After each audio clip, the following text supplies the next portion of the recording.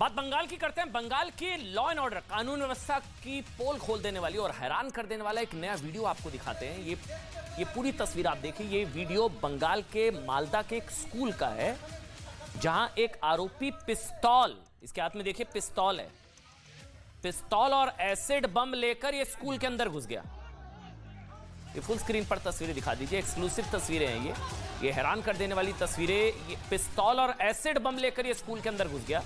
Class में उपस्थित छात्रों को बंधक बनाने की कोशिश की। क्लासरूम में ये पिस्तौल, फिर देखिए किसी तरीके से वहां से बच्चों को बाहर निकाला गया। ये क्लासरूम के अंदर तमाम बच्चों के सामने ये पिस्तौल और एसिड की बोतल लेकर पहुंच गया। ये देखिए आप तस्वीरें। দেখতে পেয়ে আমি টিএমসি নেতাদের সঙ্গে যোগাযোগ করেছি, বলেছি আমার ছেলেকে নিয়ে যেতে হলে ওর মার সঙ্গে একটু সাক্ষাৎ করানো যাবে, দেখা করানো যাবে। ওরা বলছে হ্যাঁ নিয়ে আসবি, নিয়ে আসবি। এর আগে তো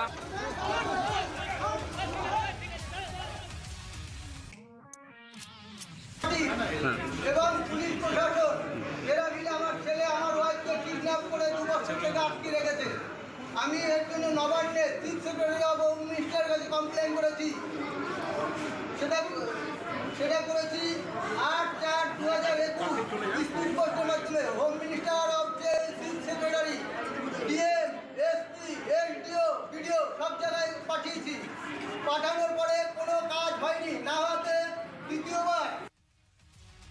अच्छा, जिस शख्स को आप देख रहे हैं, ये जो आरोपी है जिसके हाथ में बंदूक है, क्लास के अंदर तेजाब की बोतल और ये बंदूक लेकर वहां पे बच्चे सारे थे क्लासरूम में। इसका नाम है बल्लभ देव। ये बच्चों से भरी क्लास में इसलिए बंदूक लेकर घुसा, इसका पक्ष है ताकि क्लास में उपस्थित 30 से 35 बच्चों को बंधक बना सके। हॉस्टेज टाइप सिचुएशन एक क्रिएट करना है। मतलब ऐसी तस्वीरें हमने अमेरिका में देखी है, जहां वो बंदूक लेकर पहुंच जाते हैं क्लासरूम में, फिर जो होता है। लेकिन यहां पर ये बंधक बनाना चाह रहा था, बल्लभ देव इसका नाम, और बच्चों को बंधक बनाने के बाद ये पुलिस और प्रशासन को अपनी मांग बनाने के लिए मजबूर कर सके, ये इसकी कोशिश थी। अब आरोप, फिर देखिए बच्चों को किसी तरह से बचाया गया, बच्चे भाग रहे हैं वहां पर, लेकिन किसी तरीके से इसकी बंदूक को पकड़ लिया गया। इसको फिर वहां पर पुलिस आई, इसको पकड़ लिया गया। आरोपी बल्लभ देव की मांग यह कि पुलिस उसकी लापता पत्नी और बच्चे को ढूंढे और कम से कम ढूंढने की कोशिश करे। ये देखिए, फिर इसको पकड़ लिया गया। ये बंदूक लेकर, तेजाब की बोतल लेकर क्लासरूम के अंदर पहुंच गया।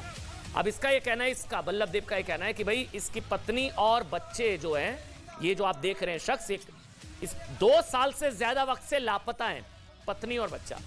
बल्लभ देव का कहना है कि पुलिस उसकी लापता पत्नी और बच्चे को ढूंढने के लिए कुछ कर ही नहीं रही है, और वो 2 साल से बंगाल पुलिस के चक्कर काट रहा है।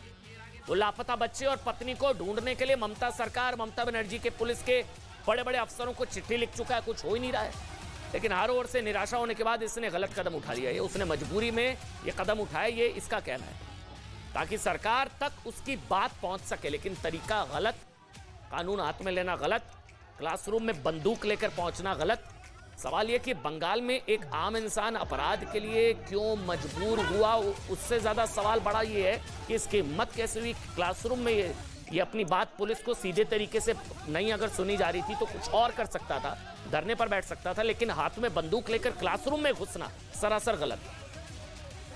ममता बनर्जी, ममता सरकार की पुलिस और सिस्टम को ये दोष दे रहा है ये लड़का, और पुलिस जो है, इसका कहना है कि पुलिस उसके साथ कुछ कर नहीं रही है। इतने टाइम से वो शिकायत कर रहा है और सरकार जो है भी कुछ नहीं कर रही है। ये बल्लभ देव ने जो किया है वो गलत, पूरी तरह से गलत है। जो क्लास के अंदर वो घुसा और इस व्यक्ति को अपराधी बनाने का बड़ा दोषी। अब इसका ये कहना है कि वो सिस्टम की वजह से वो इतना मजबूर हो गया था, उसको ये हाथ में बंदूक उठानी पड़ी, और उसकी पत्नी और बच्चे गायब है, इतने सालों से मिल नहीं रहे हैं, वो चक्कर काट रहा है, चप्पलें घिस रहा है, कुछ हो नहीं रहा है, तो उसने ये बंधक बनाने की कोशिश की। बल्लभ देव, अब सिस्टम से भरोसा उठने की कहानी क्या है क्या नहीं है, उस पर अलग बहस हो सकती है, लेकिन सरासर गलत है ये जो इसने किया। ये हैरान कर देने वाली तस्वीरें। बंगाल में लॉ एंड ऑर्डर को लेकर लगातार ऐसी तस्वीर आ रही है। पहले आपको तो सुनाते हैं बच्चों को बंधक बनाने का जो आरोपी है बल्लभ देव, जब क्लास में था वो क्या कह रहा था, वो वीडियो हम आपको एक बार सुना देते हैं। এবং পুলিশ প্রশাসন এরা মিলে আমার ছেলে আমার ওয়াইফকে কিডন্যাপ করে 2 বছর থেকে আটকে রেখেছে। আমি এর জন্য নবান্নে চিফ সেক্রেটারি অফ হোম মিনিস্টারের কাছে কমপ্লেন করেছি। সেটা করেছি 8/4/2021 স্পিড পোস্টের মাধ্যমে। হোম মিনিস্টার অফ যে chief secretary, DM, SP, SDO, BDO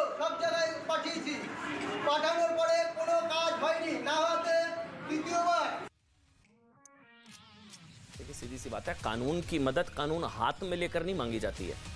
आप कानून की मदद मांग रहे हैं लेकिन कानून हाथ में लेकर नहीं मांग सकते हैं आप।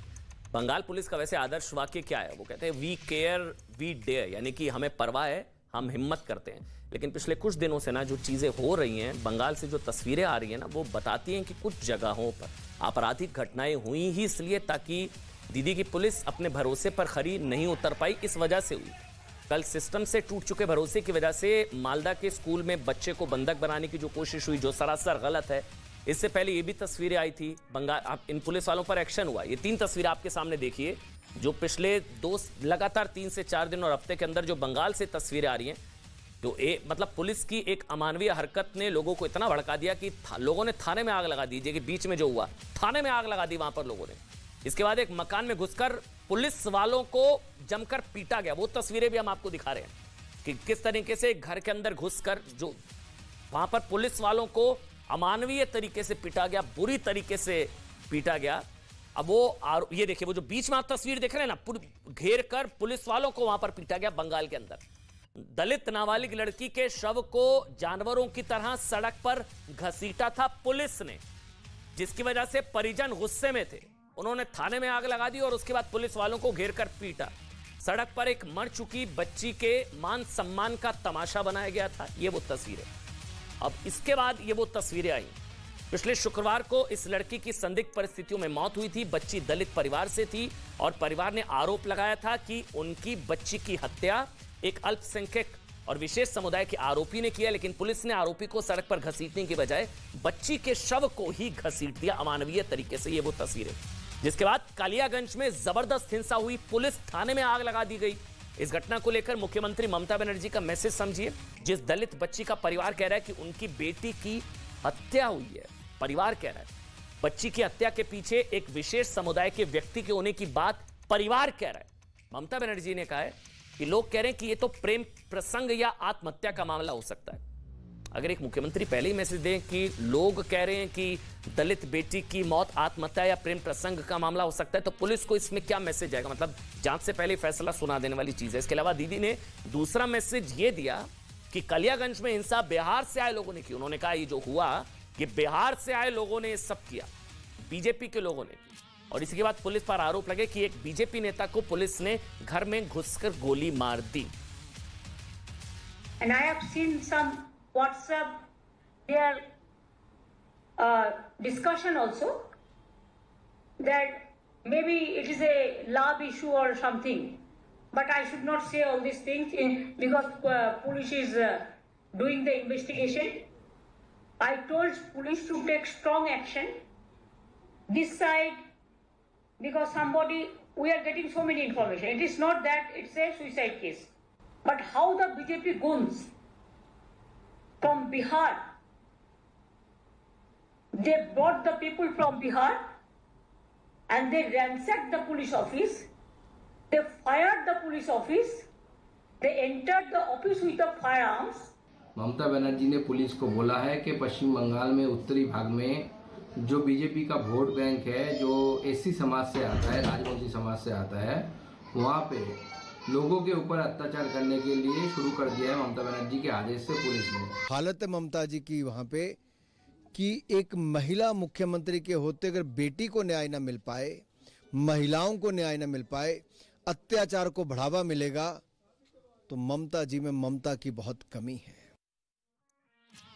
वैसे आपको बता दें, इस पूरे मामले के बाद ममता बनर्जी की तरफ से कहा गया कि पत्थरबाजों की संपत्ति अटैच की जाएगी। होना चाहिए, हमारा भी मानना है भाई, जो इस तरह की हरकत करें, जो थाने में घुसकर पुलिस वालों पर हमला करे, ये सब कार्रवाई होनी चाहिए, कोई भी हो। ये सार्वजनिक संपत्ति को नुकसान पहुंचाने वालों के खिलाफ ऐसा होना ही चाहिए। ठीक है, बिल्कुल ममता बनर्जी, उनकी संपत्ति जब्त होनी चाहिए, संपत्ति कुर्क होनी चाहिए। लेकिन सवाल यह है ना कि जिन लोगों ने बंगाल में रामनवमी पर शोभा यात्राओं के दौरान सुनियोजित हिंसा की थी, उन पत्थरबाजों को भी ऐसे ही घसीटती अगर बंगाल की पुलिस, होना चाहिए था ना। एक दलित बच्ची को घसीटा गया, पत्थरबाजों को ऐसे घसीटना चाहिए था जिन्होंने रामनवमी पर पत्थरबाजी की। दीदी की ममता उन लोगों पर क्यों थी? फिर सवाल तो उठेगा ना। रामनवमी पर हिंसा करने वालों की संपत्ति जब्त करने या कुर्क करने के आदेश देने चाहिए था ना, फिर क्यों नहीं दिए गए? जबकि ये दीदी की पुलिस का फेलियर था, ये बिल्कुल मानना होगा। इसी को देखते हुए कलकत्ता हाईकोर्ट ने, सुनिएगा बड़ी खबर है, पश्चिम बंगाल में रामनवमी के दौरान हुई हिंसा की एनआईए से जांच कराने का आदेश दे दिया है। रामनवमी पर जो पत्थरबाजी हुई हिंदुओं पर, उसकी एनआईए जांच करेगी। हाईकोर्ट ने कहा है कि बंगाल पुलिस 2 हफ्ते के अंदर जांच से संबंधित सभी जरूरी दस्तावेज, एफआईआर और सीसीटीवी फुटेज एनआईए को सौंप दे। इससे पहले हाईकोर्ट ने माना था कि रामनवमी के दौरान बंगाल में सुनियोजित तरीके से हिंसा हुई थी और कहा था कि 10 से 15 मिनट में छतों पर पत्थर कैसे पहुंच गए थे। पश्चिम बंगाल में रामनवमी पर 30 मार्च से हावड़ा, उत्तरी दिनाजपुर, इस्लामपुर में रामनवमी की शोभा यात्राओं के खिलाफ कई हिंसक घटनाएं हुई थी। ये वो तस्वीरें, सुनियोजित तरीके से अटैक्स हुए थे रामनवमी पर हिंदुओं पर। इसके बाद अगले 3 दिनों तक लगातार सांप्रदायिक हिंसा हुई थी। इन पत्थरबाजों को घसीटना चाहिए, जिन लोगों ने पत्थरबाजी की, घसीटा जा रहा है। पुलिस किसको घसीट रही है? दलित बच्ची को, जो मर चुकी है। हालांकि उन पुलिस वालों को सस्पेंड कर दिया गया। इन हिंसक घटनाओं की एनआईए जांच से साफ हो जाएगा कि बार बार हिंदू त्योहारों पर हमले के पीछे क्या कोई बड़ी साजिश है या फिर ये घटनाएं अचानक हुई थी। बंगाल से ये खतरनाक तस्वीर आप तक पहुंचाना बहुत जरूरी था।